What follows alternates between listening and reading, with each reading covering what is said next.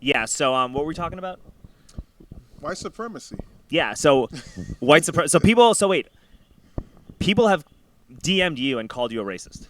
Oh man, all the time, all the time. It's quite comical. I let it be known that I'm not against white people at all, but I am against white supremacists because they are against me. Well, So, yeah. Look, I'm a Jew, dude. White supremacists don't think I'm white either. You know. yeah. I mean, you look like them though, so they'll accept you a little bit more than me. Sort of. I got a Star of David tattoo on my shoulder, right? So it's Yeah. it is what it is. I think though I brought this up before we started filming. I think white supremacy is always bad, or there's never going to be a point where white supremacy is not going to be a problem. Like it'll always be a glaring problem. Well, But I don't think it really exists at the rate of prevalency that it used to exist. I think the concept of white supremacy or people believing that they are superior to you because of your skin color or their skin color is dying, and I think that is a good thing. But the media is trying to keep propping it up, which I think is being done for very bad purposes. You know. Well, you got to understand why the media is trying to prop it up. It must be still a lot of people that still believe it, right?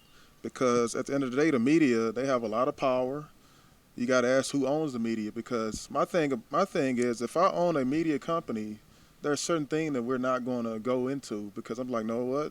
That's not true, or wait, if that's what I really want to be out there, yes, I want to be known. So, the thing with white supremacy is that it's become an elite thing too. It's an elitist. I think it's classism more than racism now. Yeah, I think it's classism, and I think that the people that are trying to pitch the white supremacy narrative are probably the biggest white supremacists that exist.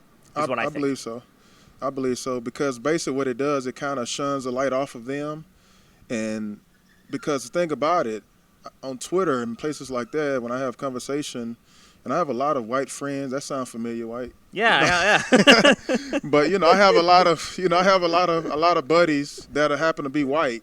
A lot of teammates and things of that nature. And when I talk to them, I try to tell them, say, you got to look at it this way. In order for somebody to be there must be somebody inferior if you believe that you need to be superior over somebody. Because I don't walk out the house and say, whew, I'm an athlete. I'm a top athlete. I'm so superior over the non-athletes, so I'm going to try to rule over them today. Something has to be clearly wrong with me, and I must be inferior to think that way. Yeah. And I don't think everybody thinks that way. I just think it's a certain group which actually have a lot of money and a lot of, power behind the scenes, and in order for them to stay elite, they must keep it like that for some odd reason. I don't know what it is. So what do you think about the BLM movements? To be honest, when BLM came out, 99% of black people really was just like, hey, Black Lives Matter. My life matters just like anybody else. We never thought of it as an organization. It's still not an organization. And that's the thing. Who made it an organization? Did someone black really make it an organization? Or you got to see who's funding the organization. You start to do more research, you realize, wait a minute. You have white people funding a Black Lives Matter movement. So what's going on? And they are the biggest donors, like George Soros, Bill Gates, the Tim Cook, all these multinational tech conglomerates. Did you watch the NBA bubble a little bit at all this summer? No, I just fell out of love with it, man. Yeah. Without the fans in the stands, I like to hear that crowd roar, and after that, It is kind of weird, right? I can't get used to it. And listen, I grew up in New York. I'm a big Knicks fan, so it's been hard to watch basketball for a long time anyway. But, that being said, once in a while you'll catch a game at a bar or a restaurant, right? And you'll see the Black Lives Matter sticker on the court. But then you see the Uber logo right next to it, and Uber's literally known for exploiting their drivers, union busting, lobbying the state to not pay the drivers a fair wage, oversaturating the roads, creating a model of business that makes it impossible for the people who drive for these companies to make a fair living, and they put small taxi cab and other transportation companies out of business. And it's oh, your logo is right next to the BLM logo. It's kind of that's kind of the opposite of what that movement is supposed to represent, right? Yeah, I think it's become a gimmick, and that's what white supremacists really wanted it to happen. That's kind of how it's like you dilute it. If you say, you know what, I want some alcohol today, but if you dilute it with water, you're not gonna get as drunk. I'm not gonna get as buzzed. So what you do is you dilute it down. You know, you put more water in it. We call it whitewashing. you whitewash it. You know, and that's exactly what happened. So now it's kind of a joke, and people don't take it serious. And where 99% of the black people are still saying like, hey, wait a minute. My life does matter. I happen to be black, but yeah, my life does matter. I don't care about no organization. Yeah, exactly. I fully agree with you. And it's almost like, this is my opinion, right? And it's almost like these protests, riots, the civil unrest, the conflicting narrative about how that doesn't spread COVID, but going to an anti-lockdown protest or going to a restaurant does. You know, like all of those factors together, it's almost like it just created more racism and more division instead of actually getting people like me and you to talk with one another about, all right, well, you know, there are a lot of like serious inequalities that black people face. How do we actually fix them in an actionable manner? No one's talking about that. Everyone's just at each other's throat. It's almost like that was by design. I think it was all by. I think, again, nothing happens without white supremacists because, again, these people have power. And I have to always tell my white friends, again, like, hey, they don't care about you either. You know? Like, think about it. Who fought in the Civil War? It was white folks on white people. So it was white supremacists against white people. And I'm pretty sure you just never know. It could have been someone on the other side too, right? But my thing is why, like, there you got to understand, like, it's a class. Like, it's an elite thing. It's a class thing. And it's spiraling down to the racisms and all other stuff. Yeah, it's nuts. And then, you know, if you look at how these protests are devolving, like you see what's happening in Minnesota, you see what's happening in like Wisconsin, you see what's happening in the Midwest right now. It's almost like you got riot season part 2. What happens eventually when that happens? The military comes in to replace the police. Like, you can possibly get martial law. Like, you know, you have a system, right? I think prior to COVID, prior to BLM, it felt like it was a powder keg, right? And the powder keg is popping, but it's like, okay, now that the powder keg is exploding, like, what do you do to change this? Do you change the system in like a way that benefits, that becomes like a pro-human future? Or do you change the system in a way that just centers more power into a group of elites? And it feels like the narrative is being done to take what's happening and further centralize power for a group of elites. I think that everything that's going on right now is an experiment. Like, I feel like the normal folk, which is no matter what race you are, you know, if you don't have that type of power and you know, contacts, I feel like you're part of an experiment. And I think that the thing I know about America is when America have a rule, they don't necessarily go back to normal. That becomes the new norm. So now it's become now I'm feeling weird if I walk down the street without a mask on and people looking at me like I'm crazy and I'm just like, whatever. Yeah. Well, you should also be glad that you live in Texas and you don't live in like New York or California or like Philadelphia, where people will literally walk. My sister lives in Philly, and me and my sister, we don't even really talk that much anymore because of certain like political disagreements that we have. And that's sad. It's sad. It's sad. It's families being ripped up over stupidity, because that's really what it is, it's stupidity. And you know, we were talking about this mask stuff, and she said that, like, yeah, if you're walking around without a mask, people will avoid you like I'll avoid you like the plague, because, you know. Or she was saying that, hey, we're in Philadelphia where the civilized people with brains are at because we actually wear masks, and I'm like, wow, that is the saddest thing I've ever heard. And you follow like local politics, right? A little bit. Yeah, a little bit. Do you know who Chris Harris is? No, I don't. Chris Harris is our public safety commissioner. Okay. Right, and he is almost like, and there's another guy named Chaz Moore, head of the Austin Justice Coalition, right? And these guys are like almost like the poster boys for like the BLM movements in Austin. Like, that's my opinion, right? Okay. Whether or not they're like directly affiliated with the organizations, I don't know, but they feel like they're the poster boys for what the movement wants. You said, right? What was the second name you said? Chaz Moore. Is he the one that was walked on at UT? No, Chaz Moore is Austin Justice Coalition. Oh, okay. Yeah. Okay. Austin had. And one of the things that Chris Harris said a few weeks ago when Abbott lifted the mask mandate was that you can tell who's racist versus who's not racist based on who's wearing their mask. Is this a black guy? It was a black guy who said that. I don't know what to say with that. Yeah, he's, you know, when it comes to somebody being black and they say some silly stuff, we just take that up on our own and say, you know what, just don't mind him. He don't know any better. And just ignore that dude, because I don't know what he's talking about. You know, so, yeah, that's, again, I don't agree with everything. If you black, that just mean I'm just going to agree with you either. I agree with whatever's the truth. You know, and that's definitely not the truth. So. Yeah, and I also think that when you start making people wear masks or you start normalizing that, you cut off communication. And the more you cut off communication, the more you create division, the more you create isolation, the more you actually create these feelings of white supremacy. And so it's almost like everything that they're doing with like shutting people in their homes, not letting people communicate, making people wear masks, having vaccine arguments over a virus that has like a less than 1% death rate, it's being done to deliberately create this narrative of white supremacy that these people almost want to bring back. You know what, man? I never thought that when COVID would come that it would cure the flu. I have not heard of the flu anymore. Have you heard of the flu? No, it's been eradicated. I never thought that COVID would eradicate the flu. But I guess it's maybe because people are wearing masks. That's what they're going to tell you. It's like, well, it's because I'm wearing my mask. I never got the flu. So if that's the case, then why doesn't it take care of COVID? Right? If we all still wearing the mask, why isn't COVID is being narrowed down? I don't know. I think that it's kind of sad that nobody ever talked about the importance of leading a healthy lifestyle when the majority of people, according to the CDC, had like serious pre-existing conditions. Man, we got a lot of fat butts out there. That's really what it is. That's what it is, man. We got a lot of fat mouth breathers, all right, that can't get out the bed in the morning. You got swollen feet all day long, swollen hands because they're just eating bad and just inflamed all over the place. And then they get mad at people like me who try to keep in shape and say, well, hey, I'm a healthy lifestyle, man. If I get it, I get it. But if I get it, I'm going to have a better chance to fight than you. Oh, 100%. And have you seen like the arguments on Twitter about like gyms removing mask mandates? And everyone's like, oh, they're going to kill us all. And I'm like, no, how do you exercise and do intense? Like, you've never worked out a day in your life if you think it's okay to work out with a mask on. That lets you know that how sedentary and a fat lifestyle that they have. Yeah. And I like to be honest with people. Like, I'm going to tell you exactly how it is. If you've been a fat butt, I'm going to call you a fat butt. You know, they're just what you are. No, I agree with you, dude. Like full on agree. So you were you played for UT. You were an All-American at UT, right? And you had a 5-year career in the NFL. Yep. What was that experience like?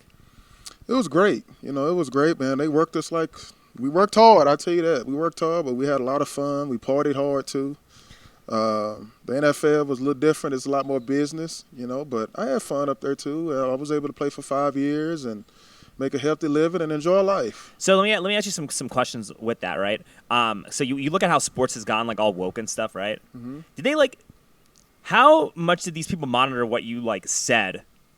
On like well, even though social media wasn't as big, right, when you were playing. I mean, it was still starting, but it wasn't as big as it today. Big, yeah. But like, how do they monitor that, or do you talk to like younger players in terms of like how they monitor? I coach a lot of the younger guys who's playing NFL now, and you know the thing about it, it's a different season. Like the climate has changed. When more and more people talk up, it makes it okay to speak up. Yeah. So it's the norm now. I mean, you have not only the players, you have coaches that are speaking up now, and so it's norm. But it's the norm now. But here's my thing though, right, Tim, and it's that I think that it's just it's all top down, right? Mm-hmm. Like you know, in the 1990s, if you spoke out against racism, you got blackballed. Oh, definitely. Right? Yep, like definitely. If you were Colin Kaepernick in 2016, it was actually white ball, but yeah. Whatever, yeah, you know what I mean, though. Yeah, I'm just messing with you.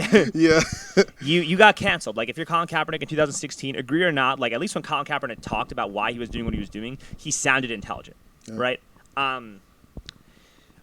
now it's one of those things where it's like it's almost the opposite. Like if you support America and talk about how much you love America, mm-hmm. they'll almost try to cancel you. Or like if you are if you protest lockdowns, they'll try to cancel you. If you say that you don't want to get the vaccine, they'll try to cancel you. If you question the intentions of what the BLM movement is really about, they'll try to cancel you. So it's almost like people are speaking out, but there's just a different top-down approach versus people actually really speaking their minds. Yeah, with this council thing. Does that make sense? Yeah, I get you what you say. It's just with this, my thing is, like, how can you counsel me, man? I'm still living. Now, if I'm dead, I'm dead. All right, I get that kind of counsel, but, like, how can you really counsel me if I'm still living? I get you can try to censor me and all that. Okay, censor. Like cancel in quotation. Like okay. Because I was like, how can you, Just the whole, like, cancel culture narrative, like, whatever, man. I think it's silly. I think it's really silly. And I think that people need to speak up and, if you have an opinion and if you can back it up with facts, speak up about it. And you know that something is wrong.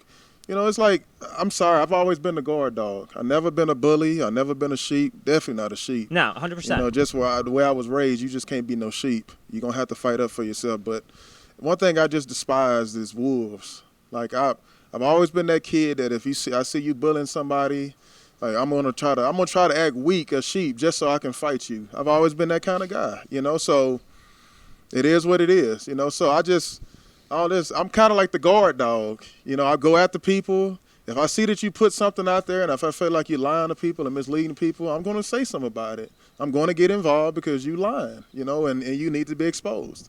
So that's just the way I've always been. No, that's a good thing.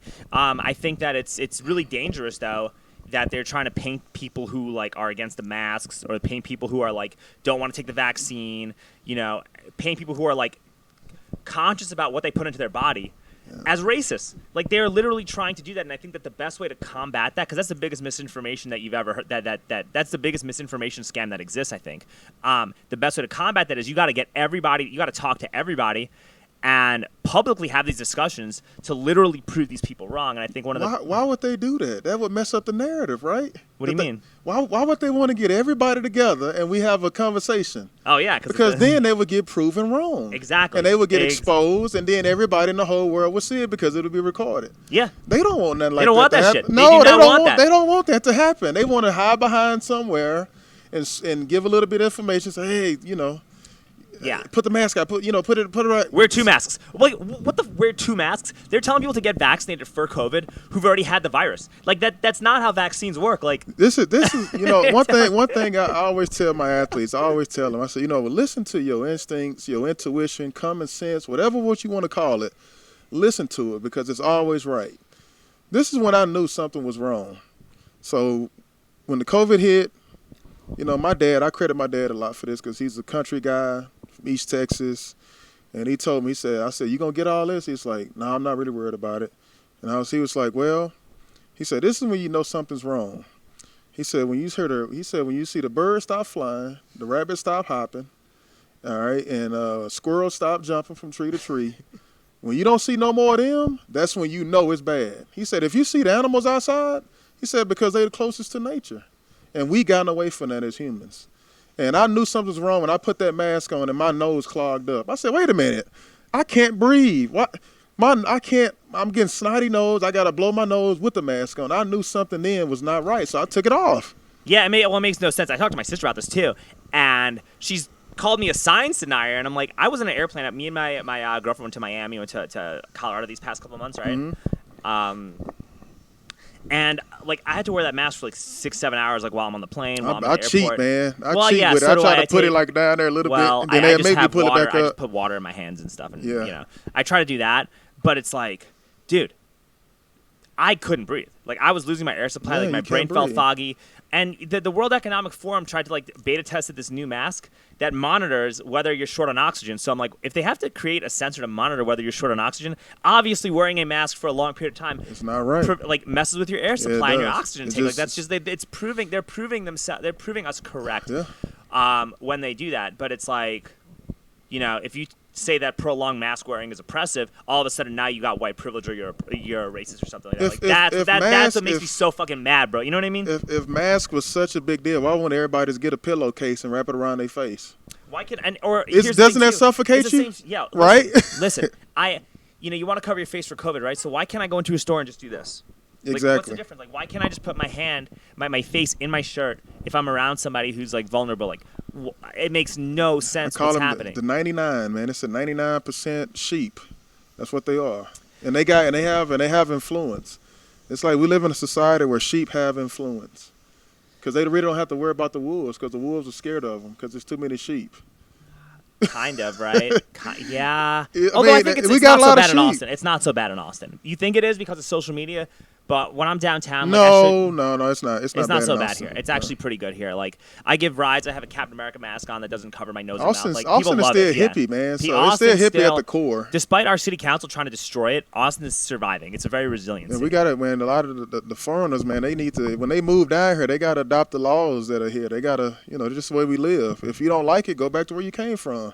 Dude, I agree. That's the reason you came down here because you probably messed up. Where were you at, right? No, I agree. I don't think you should turn Austin into the place that you left it. No, it makes no sense. No. Makes no sense at all. Like I grew up in New York. Everything I had in New York, I left it there. Yep. Left it there. Like, I don't want to ever. I don't want Austin to be like New York in any capacity. And there may be some problems in terms of how the city is with certain issues that maybe New York doesn't have. I don't care. You got to love and embrace the city for what it is. Mm-hmm. I've been in New York several times, and I don't like it either. And I can't wait to get back to Texas, period, because it's just too crowded for me. You know? Yeah. Did you hear about that like private school that like wants to teach like undoing white supremacy and all this critical race theory stuff? And it's like a $60,000 a year private school to want to have lessons that focus on privilege. And I'm like, bro, if you really are that worried about privilege, why are you sending your kid to a $60,000 a year private school? Yes. Right? It's crazy. I mean, it's my thing. I just want to have a forum with like white supremacists and just ask them like, how did you get this way? Like, you know, what are you? Good luck finding them though, because like I said, and I don't want to counsel anybody. I just want to have a conversation, and I've always asked about that, and I just never get any answers back. But I would just love to have a conversation. Like, if you're racist, I'm not gonna put you on blast. I want to know why.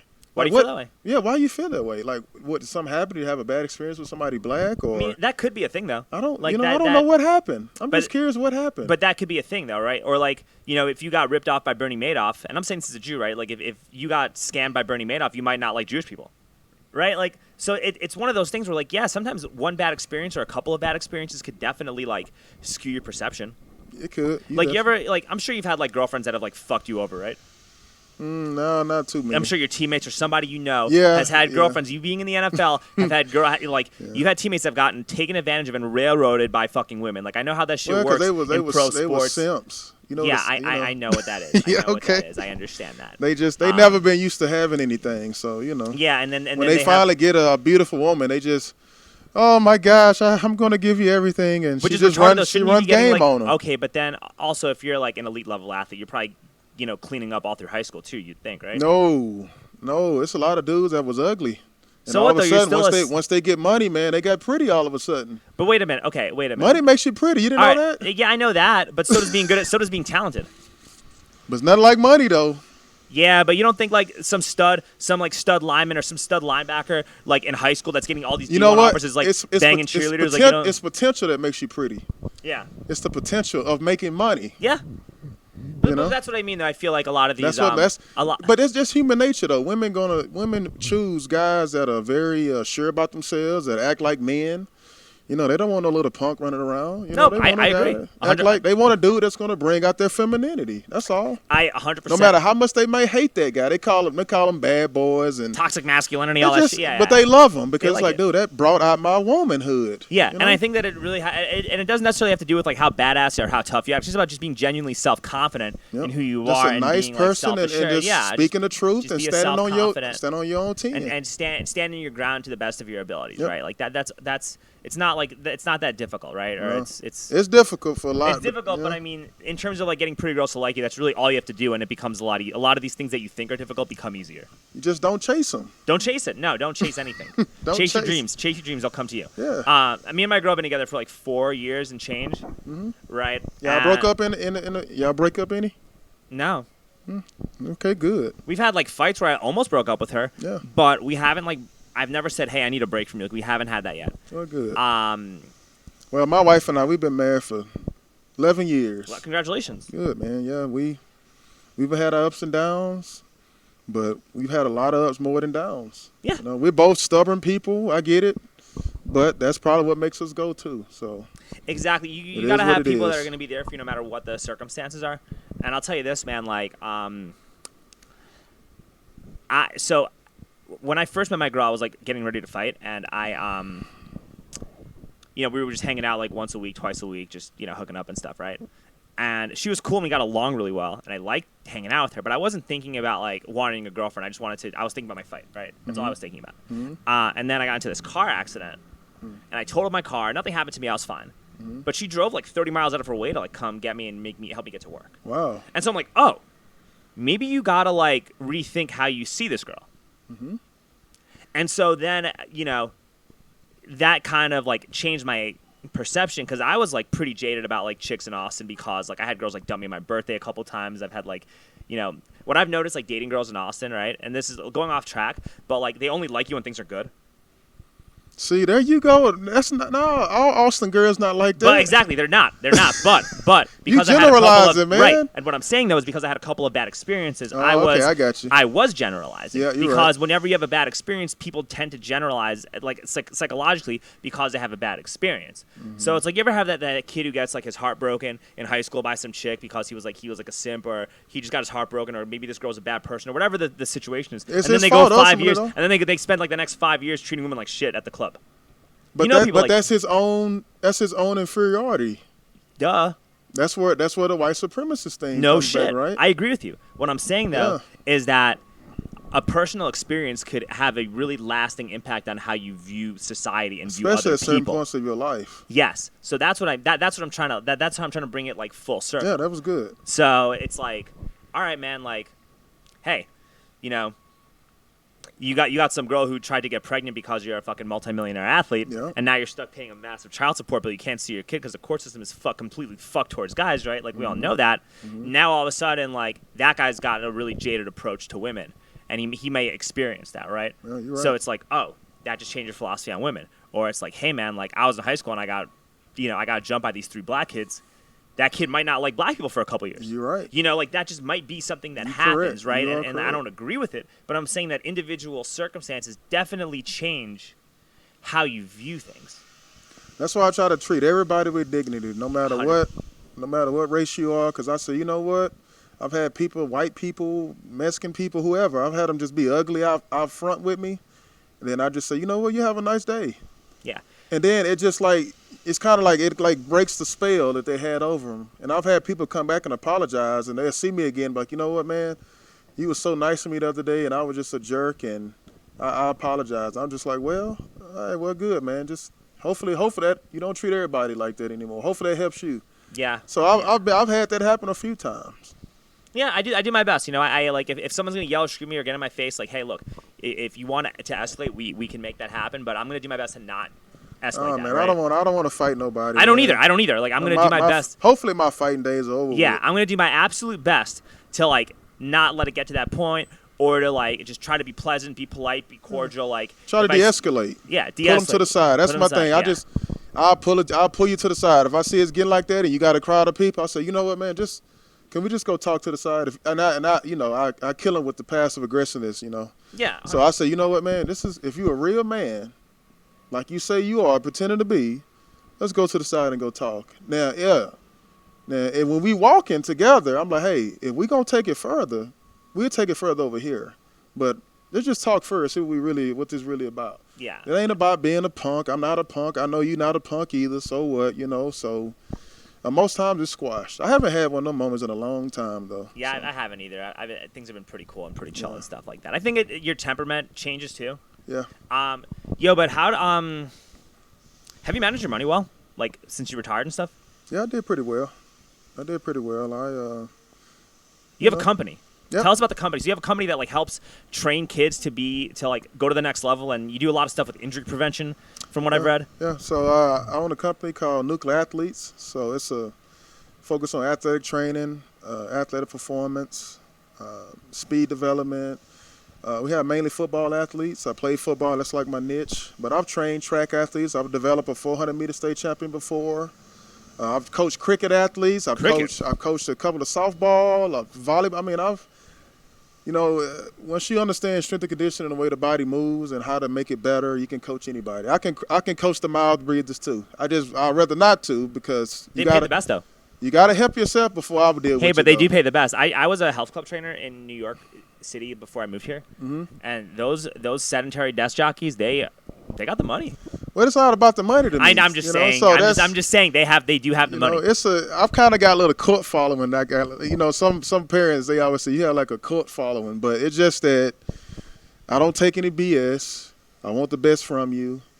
I'm gonna do everything I can to make you great. So I expect you to do that for yourself. If you don't do that, I will say, you know what? Let's just cut it. You don't want to be great. Go do something else. It's not for you. And that hurts some people. Like, dang, he just really told me the truth. I've never had that happen before.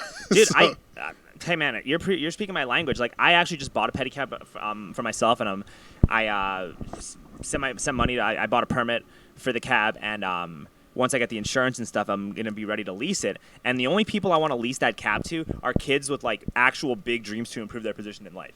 Mm-hmm. Like I would rather let that cab go empty than give it to somebody that doesn't want to like grow and use that as an opportunity to like advance where they're at. Mm-hmm. You know, like, so I feel the same way, dude. Like I want whatever I have. I want everything that's an extension. I want that everything I own to be an extension of me, or extension of how I'm feeling or how I want to grow. So that's I think it's important, man. You got to facilitate positivity and you got to facilitate growth. I think one of the things like with this whole like BLM stuff that very few people have been talking about is the importance of like creating a financially literate black community. Mm-hmm. I agree. That's one of the things is that. But, you know, you got to get to the root of it. It's like, okay, why do they need to be like that? Like, who's holding it? Is it because of them? Or is it because somebody's holding it against them every time they try to do something financially? We've had plenty of Black Wall Streets throughout history. Tulsa, Oklahoma, North Carolina. I mean, all over the place. My hometown. Wait, Tyler had a Black Wall Street?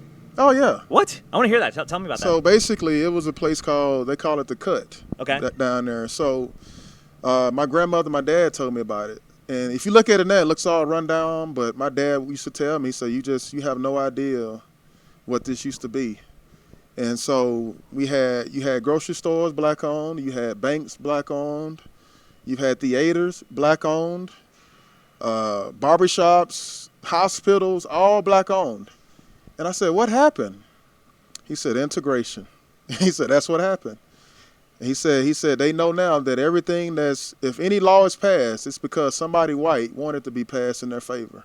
He said because what happened is, and black people fell for it, of course. It's part of it is our fault. Is that when the way he explained, he said they had things that was, for instance, pedicabs and stuff. You know, the white people may not have those things, so. If they wanted that, they would have to come to the black community. Now, the black community can't go out there and buy, but they could always come over there and buy. So they would try to buy things and then try to remake it, you know, in their way and put their stamp on it, but it really came from over there. Yeah. So what happened is that it was competition, you know, and you got to understand, East Texas is a very segregated place, still is in a lot of areas. So they didn't like the competition. It was an economic thing. So, of course, you know, you got your white mobs, which consist of police officers, politicians, normal people, you know, and they burn it down at night. They burn churches. Oh, yeah. Wait, during integration or pre-integration? Because that could have just happened. That burning something down doesn't have to do with integration, though. Well, yes, it does, because this is how it has something to do with it. So this is why. That's what I said. It's a higher power. The elites was thinking ahead of time. Because I'm sure a lot of the people that was just white supremacists but didn't have any power, that's like, no, we don't want to integrate. We don't. That's why you see pictures of them, you know, random white people spitting on 4- and 5-year-old children going into school at a white predominantly school for the first time, which is just disgusting. I just don't understand like what will push a person to that point to spit on a 5-year-old. Yeah, that's disgusting. Like, why would you? Over like it's just like where's the humanity in you? Yeah, that's disgusting. You know, so it's just one of those things. So the reason is because they're starting to get too powerful. Black people, that's what I'm talking about. They get their own economic base. In order for white supremacy to exist, the people that are the non-whites must depend on it, right?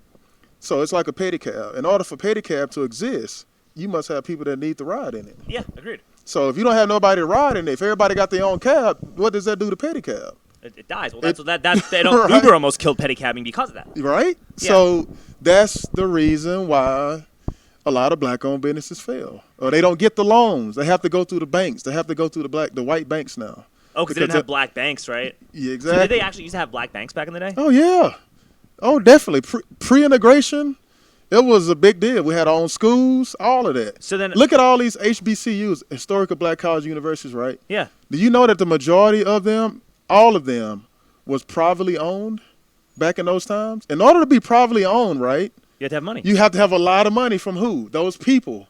So they were making a lot of money. They had more millionaires in those days, in that time frame, than what they have today. Oh, the HBCUs?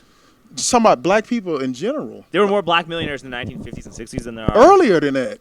20s, all of that. tens. Well, I know Harlem was like super vibrant in like the 1920s. I mean, you got to think about it. Too. Like all those places were like once vibrant places where everybody would go hang out at. So those people was think about it. If you want to go to the best parties, you want to go because you know that there was some white people was like, hey, I'm cool with my buddies over there in Harlem, man. They got the best clubs, the nightclubs, and you know they was going there.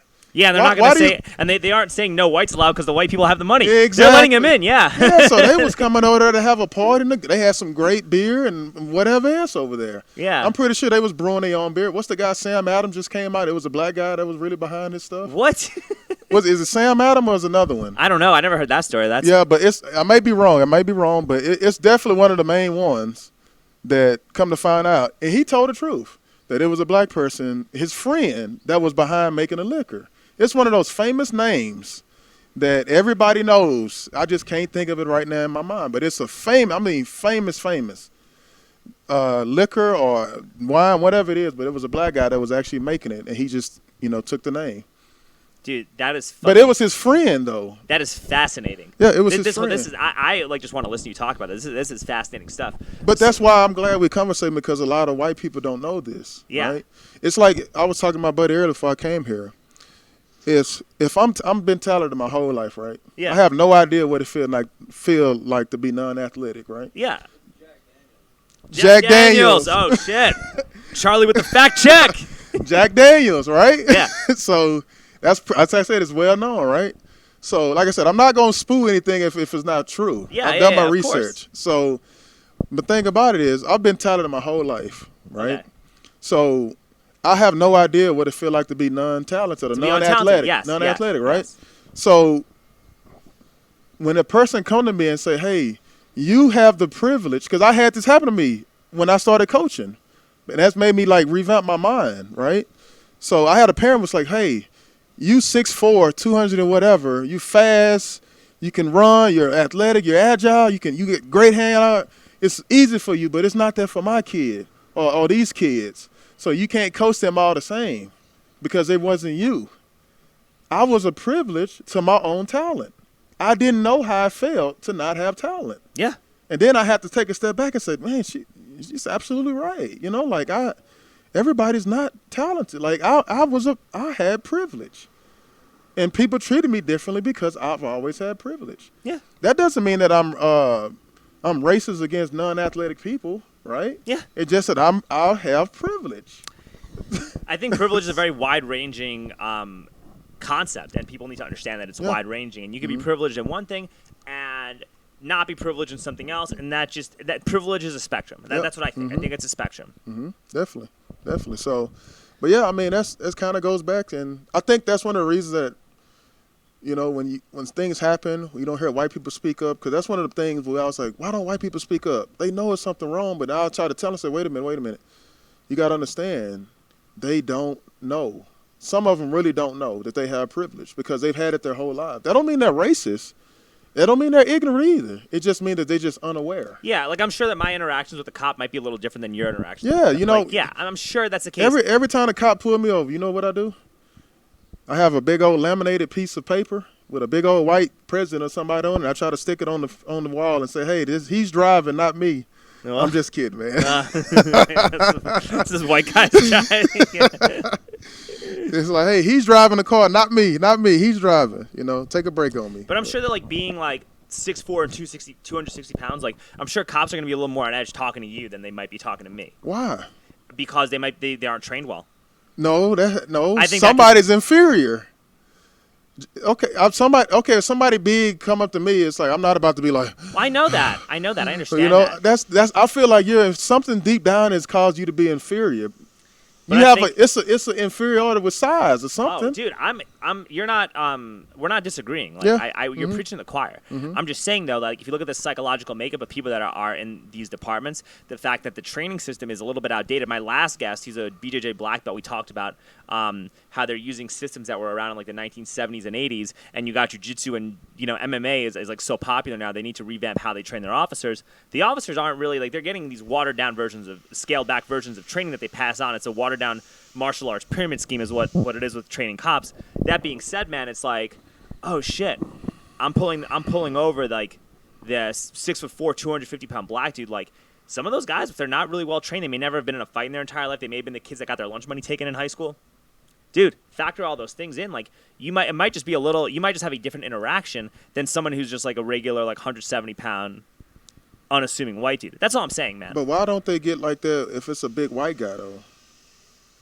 You think they feel just a little bit more comfortable because he's white? I think so. I think so. Maybe I think that's probably it. I mean, I think so. I think so. I think it could also you think it could also be like the way the media portrays black people? Y'all, duh, yeah, they all in on it, man. Yeah, it's a system. It's a system, right? So it's like it's everywhere. Yeah, so like it's like a computer. It's just you open up another program, but it's still on the same internet, right? Yeah. So yeah, it's a system. Yeah, it's like I mean, how many? You know what I think, man? Like we talk about the financial literacy stuff, right? Mm-hmm. And I think that you gotta put money into like you know.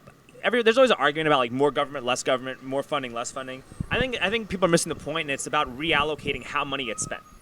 That's what I think. That's what I think people need to do. They need to reassess how we actually spend our money, because people pay taxes, and you pay taxes to get a service, and we just gotta have a better say in what the service is. That being said, like one of these things that they gotta do, that you gotta financially educate people in like black neighborhoods. You have to, and I think part of that also has to do with what you talked about, how like a lot of these. You had these thriving communities that died because of that, and because maybe of integration or whatever it is, right? And integration. I'll make sure I say this. There was some great things that happened from integration. Of course. But from far as the economic base, because think about it. We wouldn't be having this discussion if it wasn't for integration. Yeah. Would we? Think about this though. When you look at why is there a Chinatown? Why? Because they're segregating themselves. Yeah. Why is there, Mexico, baby Mexico? There's Little Italy in New York, yeah. Little Italy, right? Because they did what? That group of people segregated themselves. Yeah. Away from everybody else because they understood their economic base. I don't know what happened to us. We stopped doing it. Well, I understand what a lot of things happen, but you got to understand, like, why did they allow them to do that? So did they do that? As far as the powers that be, did they do that to say, you know what? We got to have these people fighting against each other, so we're going to let them have their little Italy, but they definitely not going to have baby Africa over there. That's not happening because we saw what happened the last time, and they took us out as far as our businesses, and they just not going to work anymore. We're not going to let them have any banks. We'll find some sanctions to bring up since we control the laws and we make laws, so we'll figure some stuff out to get them to cut that off. And that's, once again, case in point why you need financial education, specifically in black communities, so they can understand that. Because a lot of people don't understand that. Well, but you can have the financial literacy all you want, but if Dana White says, hey, you're going to fight this guy because this is what your contract says, you're going to fight that guy or you're just going to lose your money, right? Well, sure, but financial literacy also determines what you do with your money. There was an NFL player who accepted his salary in Bitcoin. Did you hear about that? No, I haven't heard about that. There was a player on the Seattle Seahawks who accepted his money in Bitcoin. Well, that's great for him. And his money doubled. Yeah, because so it's like, imagine you start teaching black communities about cryptocurrency and investing in Bitcoin and NFTs and all that stuff. Like Nas made $100 million off of like cryptocurrency. That's barely even being talked about in the news. Yep. Jay-Z, but why? Exactly. Why? Jay-Z is a part owner of the Brooklyn Nets. He's worth billions. And why won't? Because you know what that does? That empowers us to go do it. They don't want to actually do that. That's what I'm saying. They don't want to empower y'all. No, that will empower. If we become empowered, guess what? White supremacists lose power. Yeah. Yeah. The real white supremacists are the heads of CNN and the heads of these major news networks. Those are the real white supremacists. The guys that go to Bilderberg and CFR and all that. Those are the real white supremacists, bro. Whatever Bilderberg is. Slick, but they're slick though, because they try to like make it so that if you believe in this stuff, they're trying to make you a white supremacist. And I'm like, no, we just know what's going on. Like. And then they get people like, people at the bottom or people like you and whoever else and say, you know what? We're doing this for you. Like, we're doing this for, like, no, you don't care about me either. You don't give a shit about me, bro. No, yeah, that's why I'm in the situation that I'm in, too. You really don't care about me. Yeah, but, like, I was smart. Like, I bought crypto with my unemployment when I was getting it. Like, oh, that's great. Smart, yeah. Like, I made, like, some smart decisions, right? Luckily, and I knew people that would help me out with that, but I'm like, imagine if you started, like, imagine if, like, the city of Austin started investing in Bitcoin or cryptocurrency. Mm-hmm. Imagine what it would do for their rainy day funds. I need to do more research on it. Yeah. For Imagine if you started offering tax breaks to people that paid each other in an appreciating asset. Imagine if you started having like black-owned businesses. Central Texas Gunworks. This guy Michael Cargill owns the gun shop, and he's been accepting Bitcoin since 2014. Right? Imagine if you started like educating these businesses to start accepting Bitcoin. Yeah. Imagine that, dude. It would change everything. But a lot of these like leftists, these progressives, these quote-unquote BLM groups, even though they're not really BLM groups, but they adopt the name, you know, they're like, they don't want it. And I'm like, it makes you think, why don't you want it? Why are you arguing with me about that? Why are you saying these communist platitudes? Who runs the BLM groups? Yeah. It's white folks that runs it. So it's not, they may have a black face on it. I mean, just like the NAACP, a lot of white people think the NAACP was created by black people. It wasn't. It was created by white people. Wait, Booker T. Washington, though, was black. He can Google it. He can Google it. Google that. So who? NAACP was created by white people. Was it? So who created it, though? Who Do you know? I believe it's either them or it's another prominent, like the nation, some United Black, some league. They just had they first black person on the board since their creation was like 50 years ago. They just had their first black person on that board. What? And they have the United Negroes League Fund or whatever it's called. The college fund or something like that? I can't remember what it was. But he can Google it. Have you heard of like the Boulets? Like there were 60 founders and only 7 were black. What the fuck? What? See, this is great stuff. That's crazy. That's crazy. Have you heard of like I haven't done that much research, but have you heard of like the Boulets? You're basically, you're supposed to be your high level, high learning black people, right? Yeah, I got you. Yeah. And it was like all of these like influential black thinkers and stuff were like part of this like secret society, and it's like, well, who do they answer to?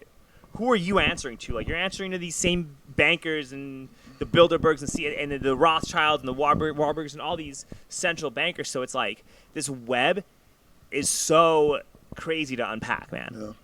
Yeah, it's unfortunate, man, but anytime a person is poor and you give them something, they'll be indebted for you forever. And that's why they want to keep you poor. They want to keep you poor, and this vaccine card and the way they're doing this vaccine, it's designed to do that. It is being designed to do that, and it's being designed like you're the guinea pig.